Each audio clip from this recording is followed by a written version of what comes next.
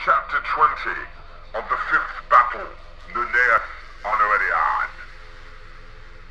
It is said that Beren and Luthien returned to the northern lands of Middle-earth and dwelt together for a time as living man and woman, and they took up again their mortal form in Doriath.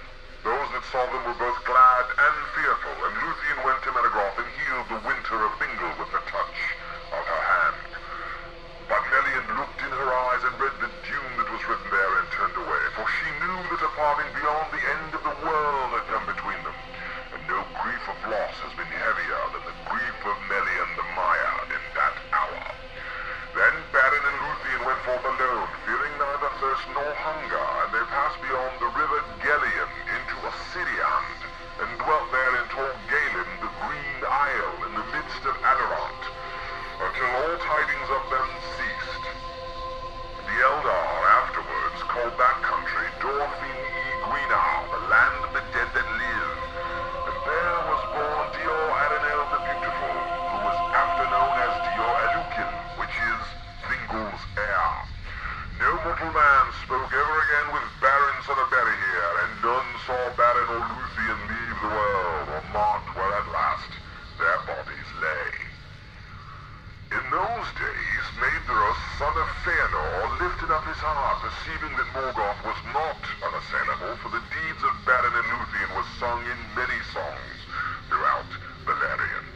Yet Morgoth would destroy them all one by one if they could not again unite and make new league and common council. And he began those councils for the raising of the fortunes of the Eldar that are called the Union of Maedhros. Yet the oath of Fëanor and the evil deeds that it had wrought did injury to the design of Maedhros, and he had less aid than should have been. Arnoediad would not march forth at the word of any son of Fëanor because of the deeds of Celegorm and Curufin, and the elves of Nargothrond trusted still to defend their hidden stronghold by secrecy and stealth. Thence came only a small company following Gwyndor son of Gwilym, a very valiant prince, and against the will of Arnoediad he went to the Northern War because he grieved for the loss of Gelmir, his brother, in the Dagor Bragalach. They took the badge of the house of Fingolfin and marched beneath the banners of Fingon, and they never came back, save one. From Doriath came little help, for Maedhros and his brothers, being constrained by their oath, had before sent to Thingol and reminded him with haughty words of their claim, summoning him to yield the Silmaril or become their enemy. Melian counseled him to surrender it, but the words of the sons of Fëanor were proud and threatening, and Thingol was filled with anger, thinking of the anguish of Luthien and the blood of Beren, whereby the jewel had been won, despite the malice of Celegorm and Curufin. And every day that he looked upon the Silmaril, the more he desired to keep it forever, for such was its power.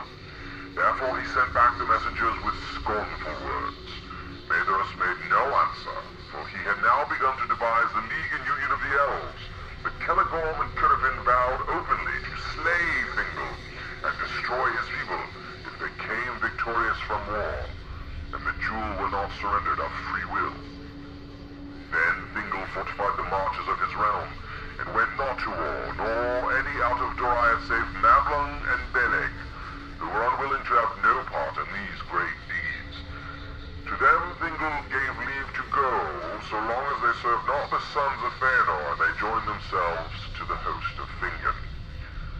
But Maedhros had the help of the Naugrid, both in armed force and in great store of weapons. And the smithies of Nogrod and Belagost were busy in those days. And he gathered together again all his brothers and all the people who would follow them, and the men of Bor and Ulfang were marshaled and trained for war, and they summoned yet more of their kinsfolk out of the east. Moreover, in the west, Fingon, ever the friend of Maedhros, took counsel with Himring, and in Hithlim the Noldor and the men of the house of Hador prepared for war. In the forest of Brethil, Halmir, lord of the people of Haleth, gathered his men, and they whetted their axes. But Halmir died ere the war came, and Haldir his son ruled that people. And to Gondolin also the tidings came, to Turgon, the hidden king. But Maedhros made trial of his strength too soon, ere his plans were full wrought. And though the orcs were driven out out of all the northward regions of Beleriand, and even Dorthonion was freed for a while, Morgoth was warned of the uprising of the Eldar and the Elf Friends, and took counsel against them. Many spies and workers of treason he sent forth among them, as he was the better able now to do, for the faithless men of his secret allegiance were yet deep in the secrets of the sons of Fëanor. At length Maedhros, having gathered all the strength that he could of elves and men and dwarves, resolved to assault Angband from east and west, and he purposed to march with banners displayed in open force over Anfauglith.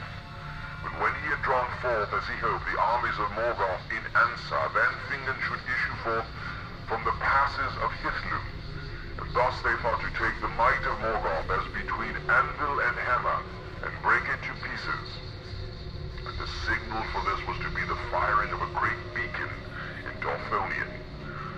On the appointed day, the morning of midsummer, the trumpets of the Eldar greeted the rising of the sun, and in the east was raised the standard of the sons of Fëanor, and in the west the standard of Fingon, High King of the Noldor.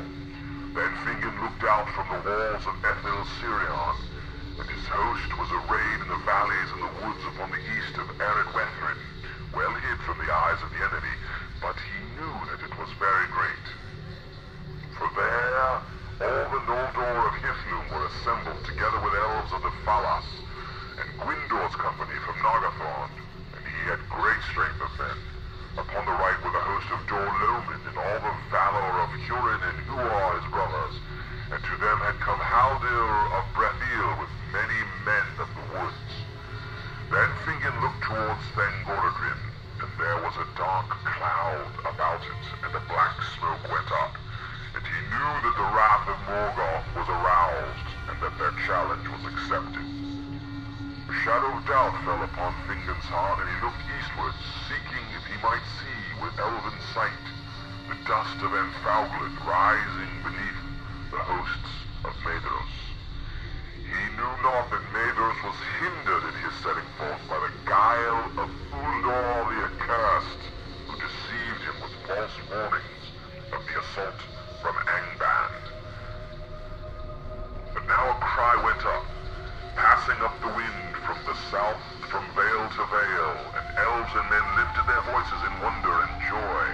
For unsummoned and unlooked for, Turgon had opened the leaguer of Gondolin, and was come with an army 10,000 strong, with bright mail and long swords and spears like a forest. Then when Fingon heard afar the great trumpet of Turgon his brother, the shadow passed, and his heart was uplifted, and he shouted aloud, Utulien are, aya eldalie ar atanatari. Utulien are, the day has come. Behold, people of the Eldar and fathers of men, the day has come. And all those who heard his great voice echo in the hills answered, crying, Alta Ilaume, the night is passing.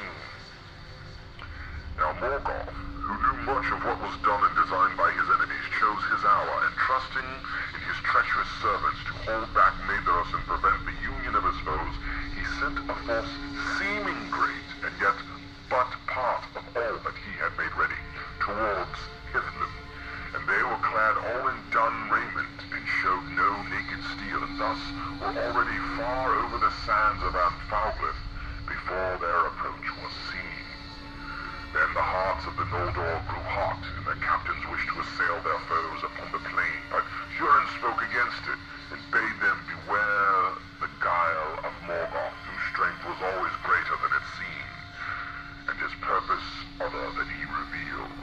And though the signal of the approach of Maedhros came not, and the host grew impatient, Hurin urged them still to await it, and to let the orcs break themselves in assault upon the hills. But the captain of Morgoth in the west had been commanded to draw out Fingon swiftly from his hills by whatever means he could. He marched on, therefore, until the front of his battle was drawn up before the stream of Sirion, from the walls of the fortress of Aethel Sirion to the inflowing of the Rivel at the fen of Serek, and the outposts of Fingon could see the eyes of their enemies. But there was no answer to his challenge. The taunts hearts of the orcs faltered as they looked upon the silent walls and the hidden threat of the hills. Then the captain of Morgoth sent out riders with tokens of parley, and they rode up before the outworks of the Bared Aith. With them they brought Gelmir, son of Gwilyn, that lord of Nargothrond, whom they had captured in the Bragalach, and they had blinded him.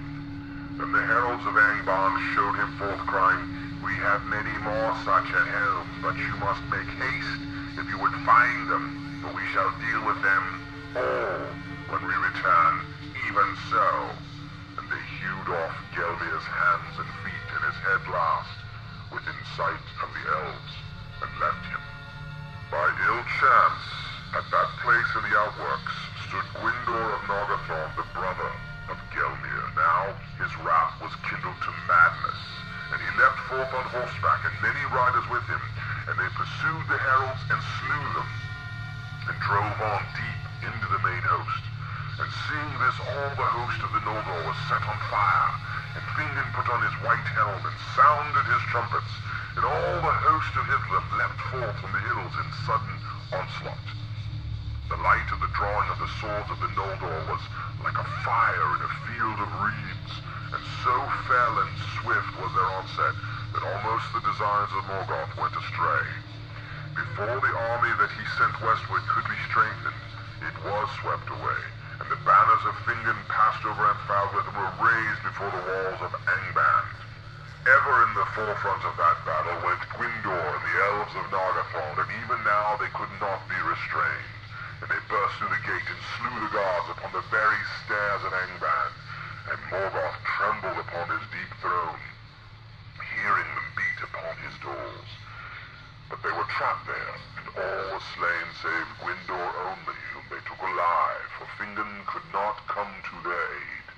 By many secret doors in Fangornadrim, Morgoth had let issue forth his main host that he held in waiting, and Fingon was beaten back with great loss from the walls.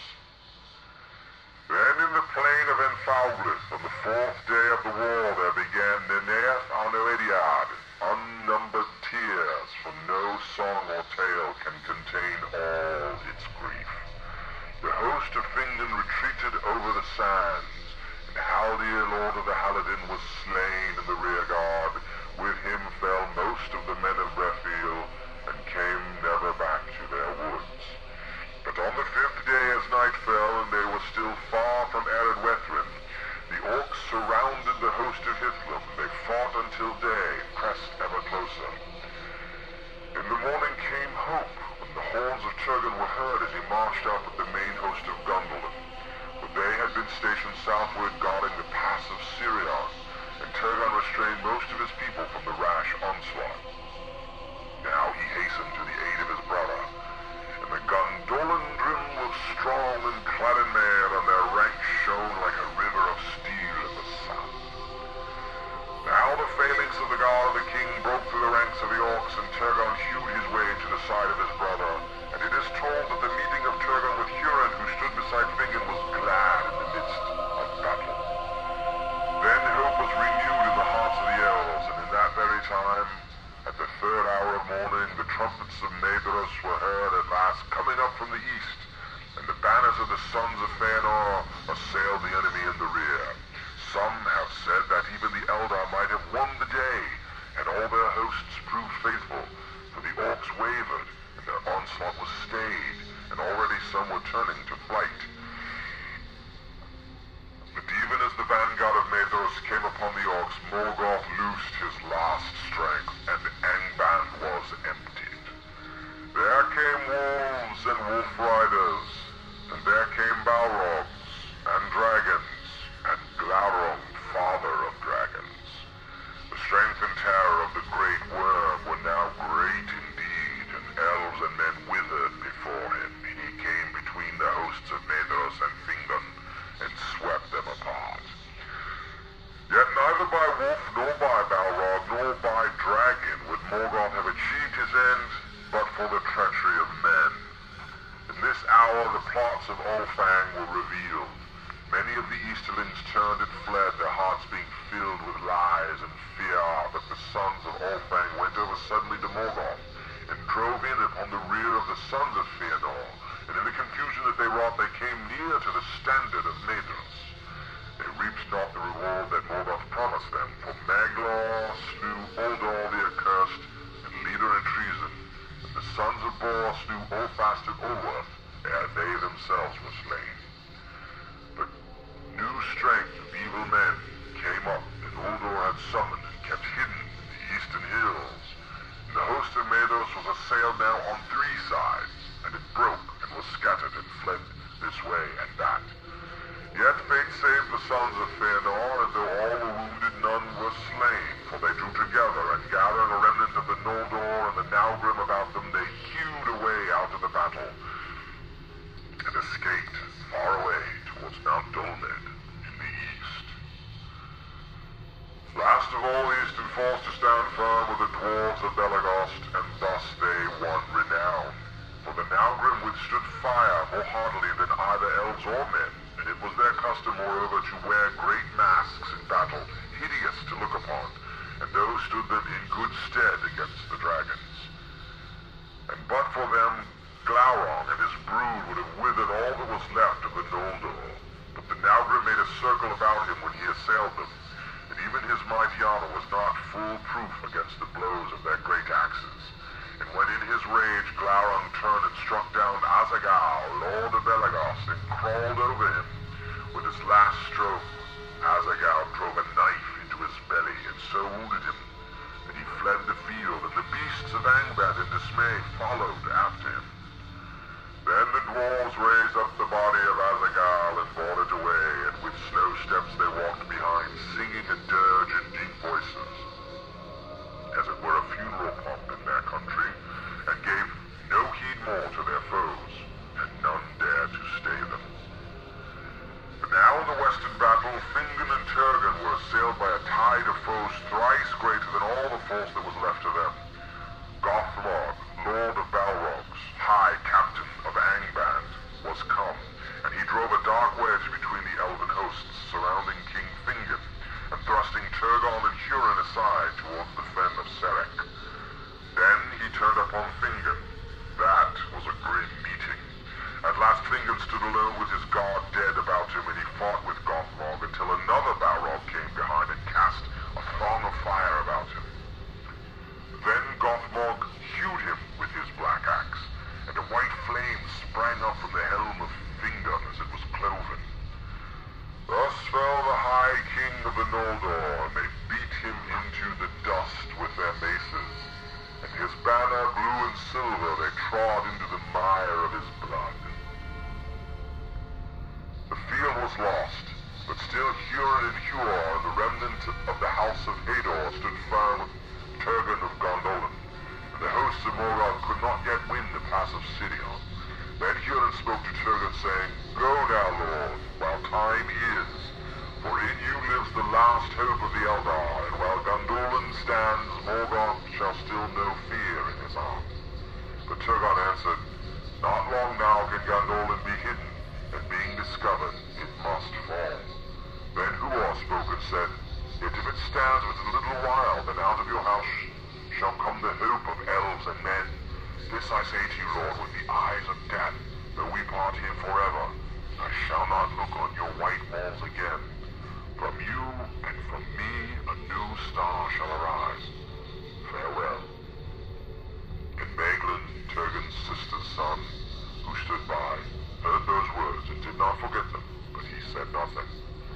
Then Turgon took the counsel of Huron and Huor, and summoning all that remained of the hosts of Gondolin, and such of Fingon's people as could be gathered, he retreated toward the pass of Sirion, and his captains, Ecthelion and Glorfindel, guarded the flanks to right and left, so that none of the enemy should pass them by.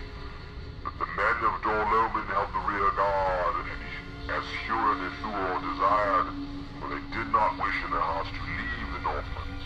If they could not win back their homes, there they would stand to the end. Thus was the treachery of Uldor redressed, and of all the deeds of war that the fathers of men wrought in behalf of the Eldar, the last stand of the men of Dor-Lomin is most renowned.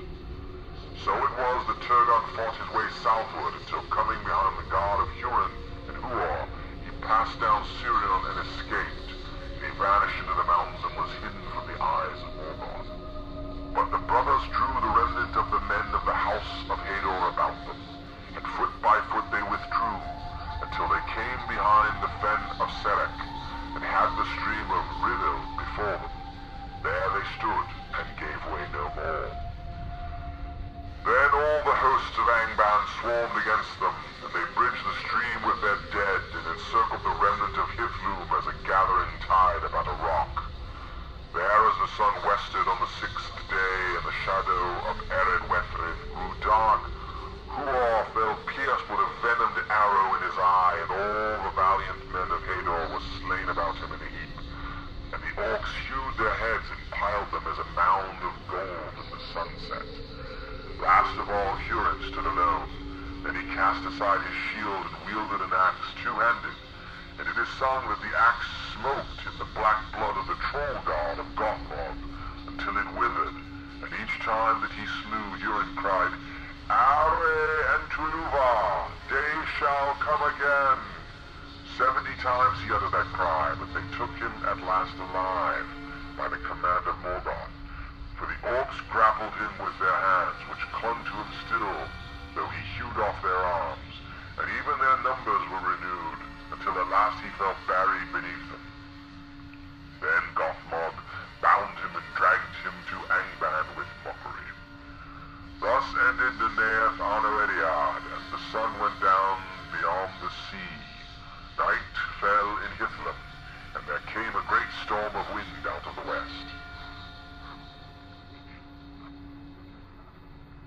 Great was the triumph of Morgoth, and his design was accomplished in a manner after his own heart, for men took the lives of men and betrayed the Eldar, and fear and hatred were aroused among those that should have been united against him.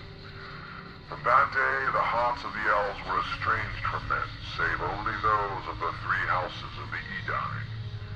The realm of Fingon was no more, and the sons of Fëanor wandered as leaves before the wind. Their arms were scattered, and their league broken, and they took to a wild and woodland life beneath the feet of arid Linden, mingling with the green elves of Assyrian, bereft of their power and glory of old. In Brethiel, some few of the Haelidid yet dwelt in the protection of their woods, and Handir, son of Haldir, was their lord, but to Hithlum came back never one of Fingon's host, nor any of the men of Hador's house, nor any tidings of the battle, and the fate of their lords.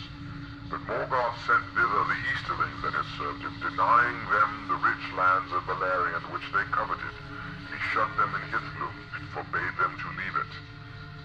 Such was the reward he gave them for their treachery to Maedhros, to plunder and harass the old and the women and the children of Hador's people. The remnant of the Eldar of Hithlum were taken to the mines of the north, and labored there as thralls, save some that eluded him and escaped into the wilds of the mountains.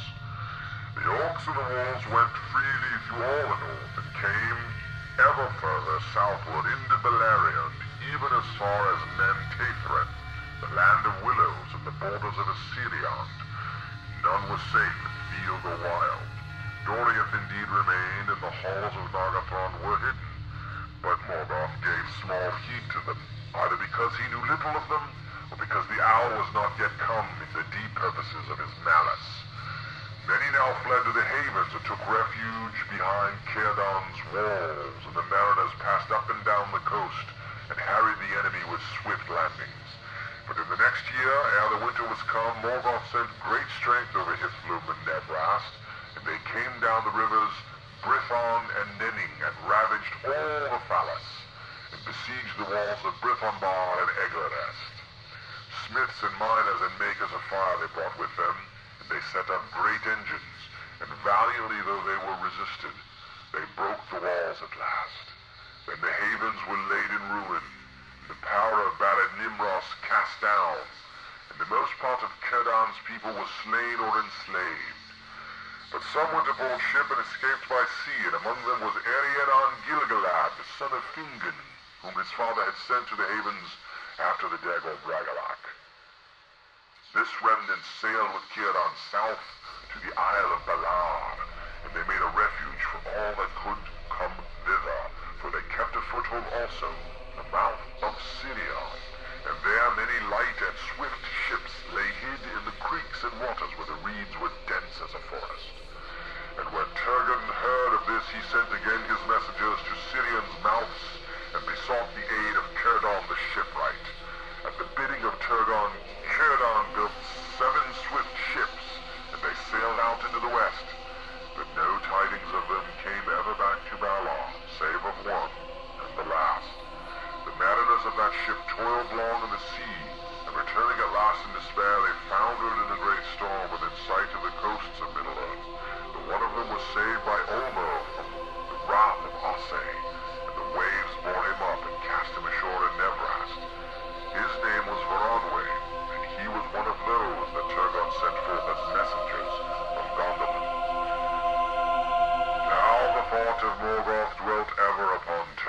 for Turgon had escaped him. Of all his foes, that one whom he most desired to take or to destroy. And that thought troubled him, and marred his victory. For Turgon of the mighty house of Fingolfin was now by right king of all the Noldor, and Morgoth feared and hated the house of Fingolfin, because they had the friendship of Ulmo, his foe, and because of the wounds that Fingolfin gave him with his sword. And most of all his kin, Morgoth feared Turgon, for of old in Valinor his eye had lighted upon him, and whenever he drew near a shadow had fallen on his spirit, foreboding that in some time that yet lay hidden from Turgon, ruin should come to him. Therefore Hurin was brought before Morgoth, for Morgoth knew that he had the friendship of the king of Gondolin, but Hurin defied him and mocked him. Then Morgoth cursed Hurin and Morwen and their offspring, and set a doom upon them of darkness and sorrow. And taking Hurin from prison, he set him in a chair of stone upon a high place of Fangorgrim.